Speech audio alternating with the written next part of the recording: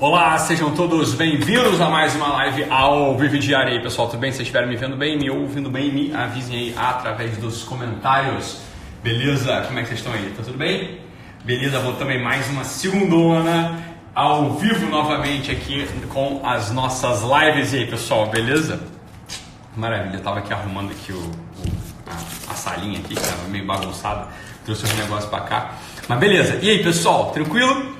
Se vocês estiverem me vendo bem, me ouvindo bem, me avisem aí através dos comentários, só para saber que está tudo certinho com a transmissão boa, pessoal. Então tá bom, maravilha. E aí, beleza? Beleza, tudo bem. Então tá bom, Jéssica, maravilha, tá tudo certo. Ainda tem algumas vagas para o curso presencial de psicólogos, psiquiatras, coaches e intrometidos. Eu não coloquei o link, vou colocar lá nos stories agora. Alguém lembra aí, me lembra no final da live, manda inboxzinho para eu colocar, porque o pessoal fica querendo saber, né, querendo participar do nosso curso, do nosso curso presencial, e ainda temos algumas vaguinhas lá, beleza? Maravilha, remanejamento de turma, etc. Então tem algumas vaguinhas, assim que eu colocar tem que correr para coisa, né, para não ficar de fora. Beleza? E aí, Nicole, tudo bem? Nicole lá de Portugal, saudade. E aí, beleza? Tá bom, vamos embora, vamos nessa. Pedrão aí com a gente, olha só. Queria falar sobre um assunto aqui, não vou dar continuidade para os tempos da semana passada hoje, faltaram 3 lives mais ou menos na semana passada, mas é porque eu estava lá no Pânico, né? Então aí essas viagens acabam atrapalhando. Bem, o dia do Pânico foi na quinta-feira, aí é isso, né? Acabou que depois falhou, na sexta eu estava lá em São Paulo também, acaba que não dá para entrar. Então não vou viajar essa semana, vou ficar aqui no Rio, então vai ter live todo dia mesmo, beleza? Maravilha. Então, não vou retomar aqui o tema que eu falei, que é o beijo, falta acho que o beijo na boca de Deus, o beijo na boca dos amantes, né, e dos amigos, mas beleza, vamos embora. Então a gente volta aos beijos na boca. Hoje eu queria falar de um outro assunto, que é o seguinte, né, é um assunto fundamental para... Foi top, né, Kézia? Foi top minha aula no Pânico, foi legal pra caramba, né? Boa, beleza. Vamos. O que acontece? O juiz, né, o juiz Márcio Bragaglia, né, que é um juiz, né, amigo nosso, não é meu amigo pessoal, mas é amigo da cena, assim, a gente, né, se conhece à distância e tal. O Márcio Bragaglia, ele, há um tempo, ele desenvolve um tipo de abordagem reeducacional para os jovens infratores lá da penitenciária. Então, qual que é a ideia dele? Então a ideia dele é a seguinte, é uma ideia maximamente importante, é uma ideia que entre as coisas que de fato podem educar o imaginário de alguém. Então olha só, o sujeito vai lá, é um jovem infrator, é um criminoso, é um bandido, né? É um vagabundo, sei lá, um moleque, né, no sentido do termo, faz uma merda lá, né, mata alguém, assalta, rouba, vai preso. Então, o juiz Bragaglia, 100%, não estou julgando ele, mas muito pelo contrário, quer dizer, estou dizendo assim, olha, corretamente, inscrito no que é a visão humana, inscrito no que é a visão antropológica do homem, ele olha para o sujeito, e é bonito ver um juiz assim, né? Quer dizer, um juiz que tem um olhar, na verdade, de assistente social, quer dizer, no final de contas, às vezes eu digo sobre mim mesmo, eu falo o seguinte, olha, e a minha vocação não é nem de psiquiatra, a minha vocação é de assistente social, essa é a minha vocação primária mesmo, eu olho para uma pessoa e eu não consigo julgar a pessoa por muito tempo, você está entendendo? Tá falando isso esses dias lá em casa, tava falando, olha, o problema é o seguinte, não adianta você falar pra mim que fulano é mal, que fulano é um filho da puta, que fulano assim, eu não sei ver isso direito, você tá entendendo? Assim, talvez, eu sei que é, olha objetivamente e vejo que é, mas assim, isso não me bate, isso não me toca, você tá entendendo? Essa é a coisa. A quantidade de pedófilo, de estuprador, de assassino que eu já atendi na minha carreira, essa é foda, né, cara? Assim, eu vou fazer o quê? Eu sou um psiquiatra, o sujeito chega lá no meu consultório, ele pode ter feito mais mal para todo mundo, para mim, inclusive, eu já atendi gente que eu sei que era gente que queria meu mal, francamente, não só queria meu mal, não, gente que fez mal para mim mesmo, mas esse sujeito, né, naturalmente, o sujeito vai, se fode, fica doente, vai buscar ajuda de quem? Minha mesmo, né, porque no final das contas, enfim, você vai lá e ajuda com todo mundo, não lembro das coisas, não lembro, não arrancou, essas porra não tem, você tá entendendo? Então, essa é a visão do juiz Márcio Bragaglia, é a visão profundamente correta, né? A visão profundamente correta é só o seguinte, é um ser humano que está ali, esse ser humano está vivo ainda, você está entendendo? Esse ser humano, ele no mínimo, esse ser humano ele tem que ter a chance, ele tem que ter a possibilidade real, ele tem que ter assim a esperança de acontecer alguma coisa no coração dele para ele deixar de ser um filho da mãe, para ele deixar de ser um canalha, para ele deixar de ser um crápula, para ele deixar de ser um hediondo, você está entendendo? E como é que se conquista isso? O juiz Márcio Bragaglia, então, ele aponta ali toda a atividade, toda a ação, por uma coisa que a gente devia ver na nossa vida também. Olha só, muitas das vezes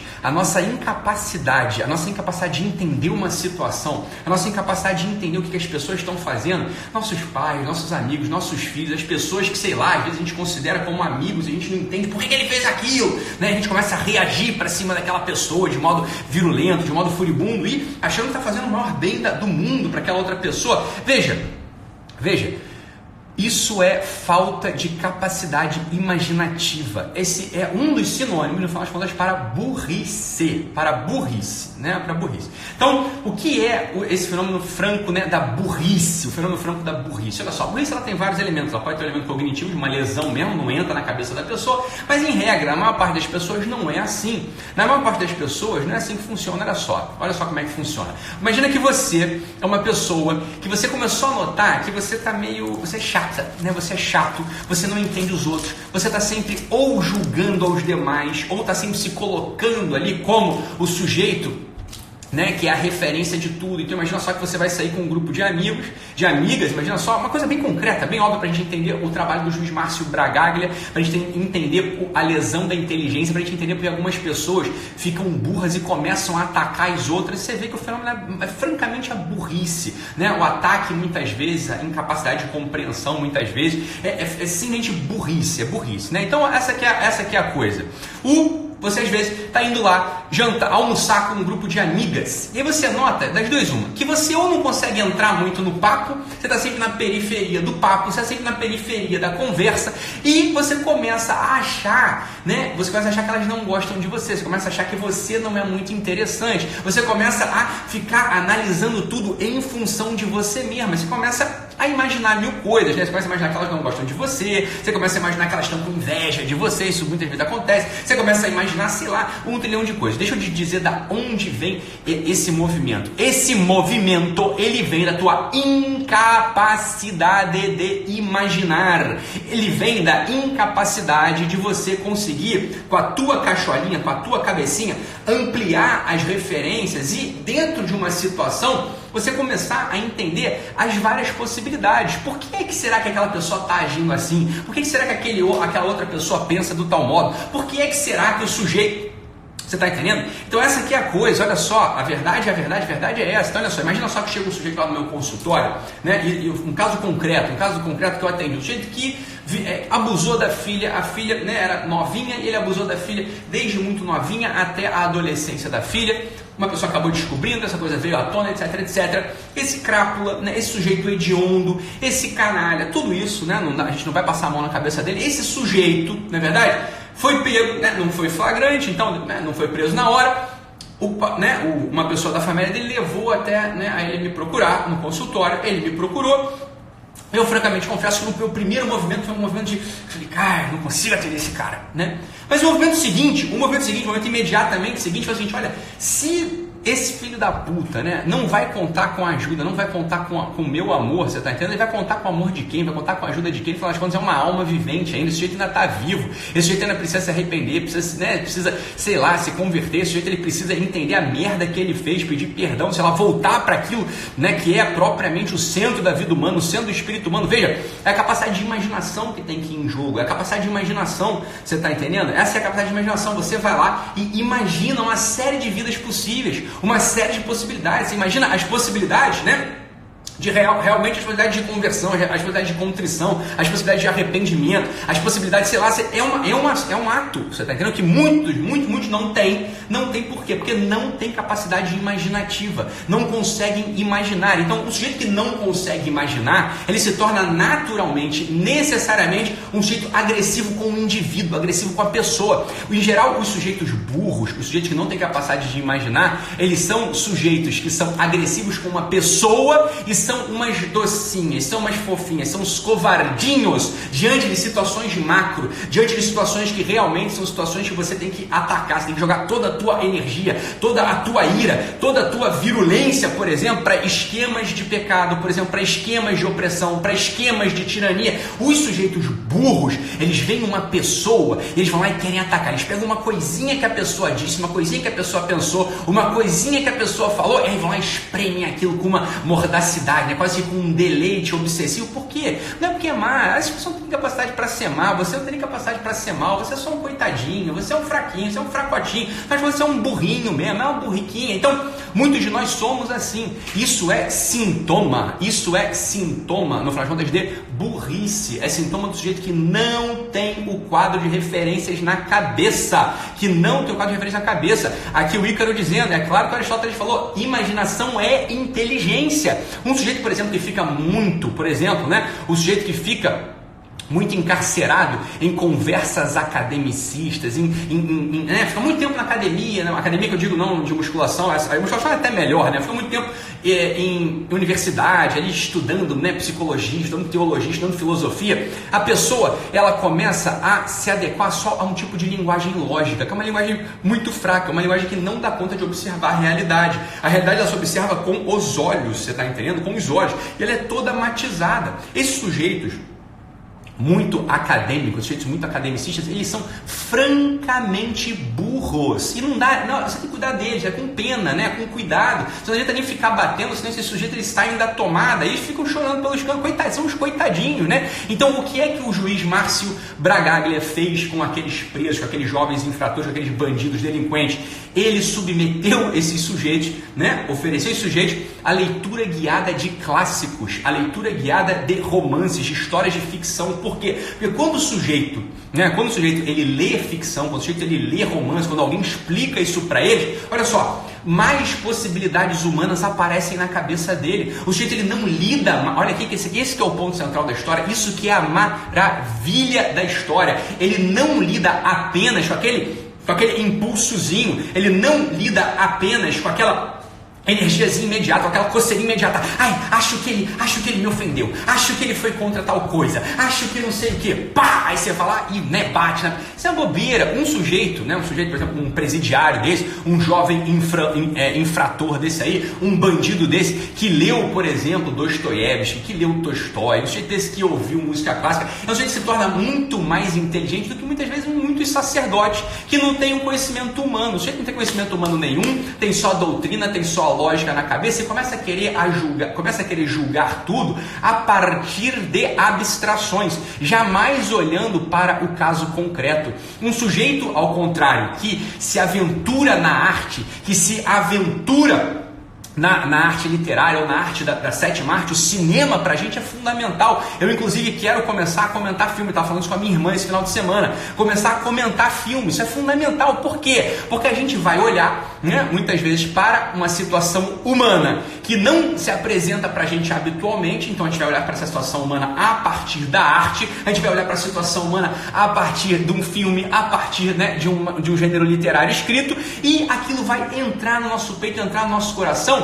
E a gente começa a entender mais os movimentos humanos, a gente fica com mais capacidade de amar, com mais capacidade de perdoar. Eu escrevi esses dias uma coisinha que é fundamental. Eu falei, olha só, ensinar sem amar não funciona. O ensinar não precede o amar. O amar ele vem antes. Mas para você amar alguém, você precisa ter capacidade imaginativa. Senão você não sabe o que aquele sujeito que está na tua frente está fazendo e você não sabe para onde ele pode ir. É claro que isso vai virar uma loucura. Isso vira opressão. Isso vira rédea, vira cabresto, vira mordaça. É o que muitos pais fazem com filhos. É o que muitos amantes fazem com seus amados. É o que muitos sacerdotes fazem com os seus fiéis, é o que muitos professores fazem com os seus alunos. Acham que, porque tem uma posição entre muitas aspas de autoridade, acham que então tem a capacidade de ir lá e ordenar a vida concreta daquele sujeito que está na frente dele, sem jamais olhar para a vida concreta, sem jamais olhar para a vida daquele sujeito com amor, entendendo o que aquela pessoa está fazendo, entendendo para onde é que ela pode ir, entendendo a capacidade correta dele de amar ou não, e então agindo sobre aquele diante do qual ele deveria ter autoridade.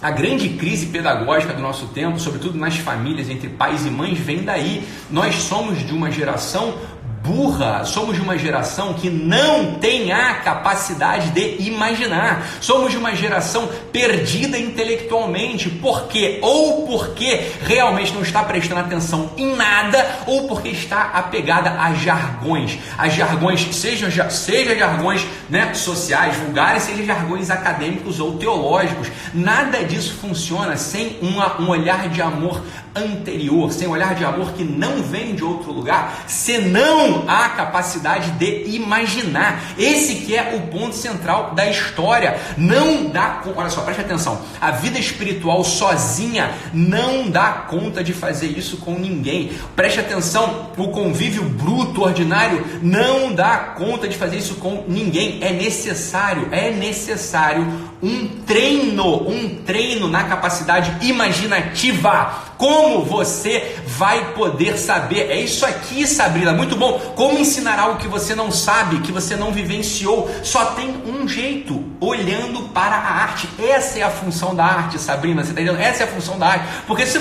for parar para pensar, a gente, no nosso círculo social, no nosso imediato, nossa vida imediata, a gente passa por poucas experiências. Alguns de nós passamos por muitas experiências. Alguns de nós passamos por muitas experiências, mas é raro, é muito raro. A maior parte de nós vive uma vida normal, uma vida que você sai de casa, você convive com os seus, você, sei lá, perde um ente querido de vez em quando, muito raramente, não é isso? Mas a gente não tem a complexidade real de tudo que é a vida humana para que a gente possa lidar com os outros. Só quem dá isso para a gente é a arte. Eu estava conversando com a minha irmã e com o meu cunhado ontem, anteontem, falando, por exemplo, sobre esse último filme do Tarantino, né? Um filme que eu comecei a ver e não terminei de ver, mas a gente estava falando sobre o filme. E essa aqui é a história, o que o Tarantino coloca? Eu acho que Era Uma Vez Hollywood, eu não lembro, é alguma coisa em Hollywood, eu não lembro o nome do filme, tá nos cinemas aí o filme do Tarantino. O que o Tarantino está narrando nesse filme? Bem, ele está narrando ali a história, uma história real da esposa do Polanski, né? Do grande diretor de cinema Polanski, a Sharon Tate. Ele está narrando a história, que é o seguinte, qual que é a história real? O pessoal lá do Charlie Manson, inclusive que esses filhos da mãe que ficam aí me falando mal de mim por aí, dizendo que eu não tenho diploma, dizendo que eu sou um guru, dizendo que eu sou isso ou aquilo, eles inclusive já me xingaram de Charlie Manson. Olha só que absurdo. O Charlie Manson, por exemplo, ele lá nos Estados Unidos tinha uma seita que mandou matar a mulher do Polanski. Os hippies lá do Charlie Manson foram lá e assassinaram a Sharon Tate, a mulher do Polanski, né, do diretor de cinema Polanski. O que o Tarantino faz? O Tarantino olha para essa cena e fala, meu Deus do céu, uma belíssima de uma atriz, uma pessoa maravilhosa, uma pessoa bela, uma pessoa que estava ali cultivando a arte, esposa de um dos maiores diretores de cinema de todos os tempos. Meu Deus do céu, não era para ela ter morrido. Então o que o Tarantino faz? Ele regrava essa história, dando a ela um outro final, dando um final que todos nós queríamos que fosse. Então o pessoal que foi lá matar a mulher do Polanski acaba se enfrentando com dois atores de Hollywood, e os atores de Hollywood pegam e matam todos aqueles hippies e acaba o filme. Pronto, dei spoiler, ninguém ia ver mesmo. Essa que é a ideia. O que essa arte, o que a arte ela conta pra gente? O que, por exemplo, esse filme do Tarantino tá falando pra gente? Olha só, existe uma situação hedionda e existe um desejo real do coração humano de que, por exemplo, as coisas mudem, de que não fosse assim. Quando você conhece a história real do assassinato da esposa do Polanski, a Sharon Tate, que estava grávida, inclusive de 9 meses, estava às vésperas de parir, e você olha para essa história, você imagina só um casal Nardoni, uma história, a filha da Glória Pérez, a Daniela Pérez, por exemplo, pra gente, uma história que comoveu todo mundo, né? A Daniela Pérez morta, a facada, todo mundo aqui conhece essa história. Imagina só que um diretor nacional vai contando a história, conta a história, até que no final ele muda, né? A Daniela Pérez, ela não é assassinada, alguma outra coisa acontece no caminho. O que é que se abre na alma daquele que vê a cena? Se abre uma esperança, fala, olha, a história podia ter sido de outro jeito.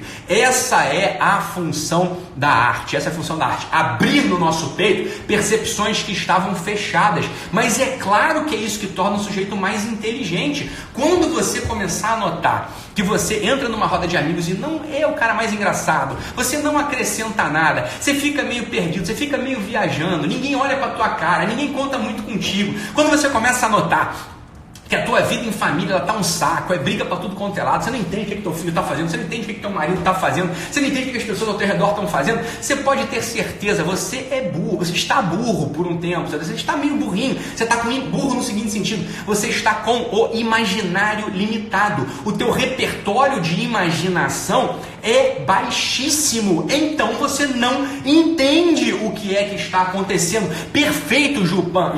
A Ju Panizza falou, a arte, ela amplia de algum modo, ela exercita a empatia. Só a arte pode fazer isso com a gente, porque a nossa capacidade real e primária, ela é muito limitada. A gente é bichinho no final das contas, a gente não entende muito o que está acontecendo. A gente precisa do gênio, do olhar daquelas pessoas superiores a nós, aquele olhar das pessoas que de fato elas estão além da gente. A gente olha pelo olho deles. Quando a gente olha pelo olho dos artistas, o que é que acontece? A gente ganha um pouco desse olhar de amor. Quando, por exemplo, a Adélia Prado, ela vira pra gente e fala assim, naquele poema, um dos poemas mais bonitos de toda a produção nacional, ela olha para uma pedra e diz assim, é que às vezes eu olho para uma pedra e só vejo pedra mesmo, né? Às vezes Deus me tira a poesia e eu olho para uma pedra e só vejo pedra mesmo. O que a Adélia Prado, ela está falando para a gente? Ela está falando para a gente o seguinte, olha, cuidado, porque se você olha para as coisas ao seu redor e só vê realmente a função dela, isso aqui é só mesmo uma caixinha, né? Isso aqui é só mesmo uma outra caixinha. Se você olha para o mundo com essa secura, cuidado, é como se Deus tivesse tirado a sua poesia. Então a Adélia Prado, através desse versinho, ela comunica pra gente um alvo. Olha, tenta achar a beleza, tenta achar a poesia, tenta achar um amor em cada uma dessas coisas. Quando você, por exemplo, olha, né, para uma coisinha dessa, imagine isso, um arranjo que pode armazenar aqui uma plantinha, pode armazenar um matinho que você pode presentear alguém. Isso é o amor, é olhar para as coisas, ampliando-as com a sua capacidade imaginativa, que só vem através desse cultivo, dessa intimidade,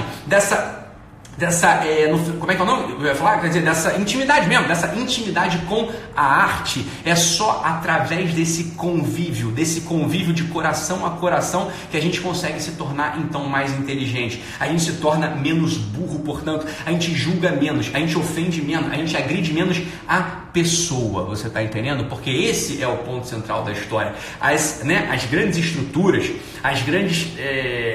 os grandes véus, os grandes cadeados que atrapalham o nosso desenvolvimento pessoal, que atrapalham a nossa capacidade de amar, que atrapalham a nossa capacidade de serviço, esses têm que ser atacados com toda a virulência, com toda a agressividade possível. Os mornos não entrarão jamais no reino dos céus, como está escrito. É só aqueles que batem com violência que conseguirão abrir a porta. Aí sim a gente tem que botar toda a nossa energia, todo o nosso esforço, toda a nossa virulência, toda a nossa agressividade, mas diante de um ser humano real, diante de um ser humano concreto, todo o nosso amor e compreensão, Por que a gente não consegue, então, voltando aqui para finalizar nossa live, que a gente já bateu o horário, muitas vezes, por que é que a gente não consegue, no final das contas, né, tá bem no ambiente? Por que a gente não consegue amar nossos filhos? Por que a gente não consegue amar nossos maridos? Por que a gente não consegue, muitas vezes, entender o que a gente está fazendo numa roda de amizade? Porque a gente não tem capacidade imaginativa. O exercício de hoje é tentar ler um pouco, é tentar ver um pouco de filme. Entenda, não para simplesmente se agradar ou passar o tempo, mas para tentar ir explorando as possibilidades humanas. Eu sei que para isso é necessário um pouco de ajuda. É difícil mesmo a gente olhar, quando a gente está no início, né? A gente olhar para uma obra de arte e conseguir sozinho aprender tudo que ela tem para comunicar para a gente. Eu não vou me comprometer com vocês aqui, porque minha agenda já está mais do que cheia, mas já estou falando para você que é um desejo do meu coração mesmo, poder comentar filmes. Eu não pretendo comentar livros, porque livro ninguém lê. Então eu vou comentar sozinho, ninguém vai ler porra nenhuma. O filme, pelo menos, algumas pessoas ainda vão conseguir ver. Eu sei que não é fácil também, porque também precisa de trabalho para ver filme, mas filme já é mais facinho de ver. Filme dá para ver de mão dada, dá para dar uns beijinhos de vez em quando na pessoa que está do nosso lado. Então o filme pode ser um bom programa. Beleza? Me cobrem isso aí, tá bom? Fique com Deus, um abraço, assine o Guerrilla Way, dá um pulo lá nos meus stories, joga pra cima que eu vou colocar o link lá nos stories, no arrasta pra cima do curso presencial. Beleza, pessoal? É isso aí, fiquem com Deus, um abraço e até amanhã. Tchau, tchau.